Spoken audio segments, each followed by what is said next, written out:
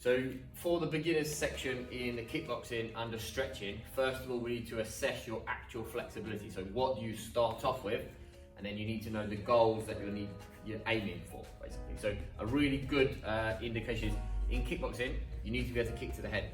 So if you can only reach to their head height with your leg for say for like a kick or anything, as you throw the kick, if that is a very tight stretch or you have to warm up for 20 minutes to be able to do it, then your martial art is probably not serving you very well. Because if you did need to defend yourself, kicking to the head for self-defense is not necessarily a great thing, but if it's part of your practice, then you should be able to do it without warming up. So if you cannot kick head height without warming up, and your practice is an art where you're kicking a lot, and that's what you're going to rely on to defend yourself, and you can't do that without a huge warm up, then there's a problem. So even, I'm completely cold now, I haven't warmed up purposely for this video because I want to show you the difference in warming up and not being warmed up. Right, so the first one, I'm going to use a wall.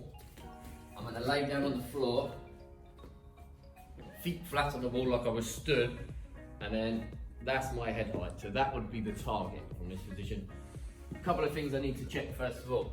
So we've got like a straddle position. I'm going to take one foot to the wall, foot to the side, and then I'm going to step out. Can I reach that comfortably without being warmed up? And do I have any residual volume in the stretch? Can I get an extra stretch above it? Because it's this distance from the head height to above the head height which will keep you safe. So for instance, if I threw a kick, I've actually seen this at a competition, somebody threw an axe kick, it landed on someone's head and the other fighter pushed it up and then they pulled their hamstring.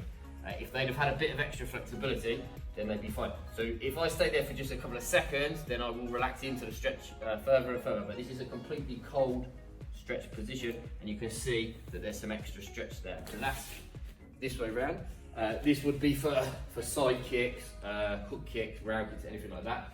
Then the other position would be axe kicks and front kicks. So I want to put one foot against the wall at the back, and then I want to take the foot out, and I want to go with the heel on the floor, and I want to see if I can support in this position. I have to watch out for the back of the knee on this leg. I don't load it. I can test it this way. If the leg's strong enough and I'm conditioned and the ligaments are warmed up in terms of I've been practicing for a long time over the years, then the ligaments will be strong enough and you've strengthened and properly conditioned this way. So I've got this one, and then I've got the switch to the other leg, and I do the same thing, and I just make sure I can do this both sides. Obviously, for the extra stretch there means I'm not going to be hurting myself, and then it's about how far out could you be with the hold to have the legs strong enough. So I've got sideways, front and back. For the kickboxing, that's it basically. The kicks simulate those positions. There's slight variations on the external and internal rotation of the hip sockets, but that's pretty much it. Also, could you move between them? So if I stayed inside my range, kicking head height from here, could I move between these ranges comfortably, allowing the hips to work properly and be loose? So that is the test. You want to see what your head height is against the wall, and then you want to see at what position you can stretch cold, and then you'll know whether you're able to throw the kicks properly and work this way. The other one is the squat. How close can I get my shoulders to my knees being back? So a lot of people squat like this, which is no good. We need to keep the back straight, and I need to drop, and then I need to sink in, whether it be in this position or whether it be here with the arms folded, but the knees follow the toes. So the squat position as well